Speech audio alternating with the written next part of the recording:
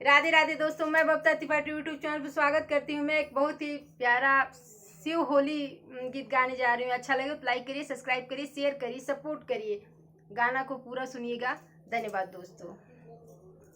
भोला मांगे गवनवा होली में, भोला मांगे गवनवा होली में, भोला मांगे गवनवा होली में, भोला मांगे गवनवा होली में, भोला मांगे गवनवा होली में, भोला मांगे गवनवा होली में।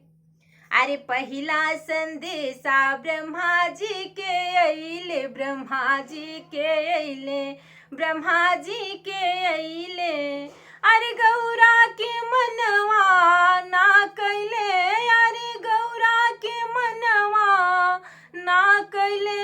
हम ना जाई बिगवनवा डोली में, हो भोला मांगे गवनवा होली में। हम ना जाइब गवनवा डोली में, शिव मांगे गवनवा होली में, शिव मांगे गवनवा होली में, शिव मांगे गवनवा होली में, शिव मांगे गवनवा होली में, शिव मांगे गवनवा होली में, शिव मांगे गवनवा होली में, शिव मांगे गवनवा होली में।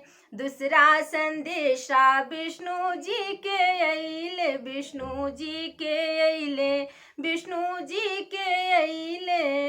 अरे गौरा के मनवा ना कैले, अरे गौरा के मनवा ना कैले। हम ना जाइब गवनवा डोली में, शिव मांगे गवनवा होली में, शिव मांगे गवनवा होली में, शिव मांगे गवनवा होली में। धन्यवाद दोस्तों।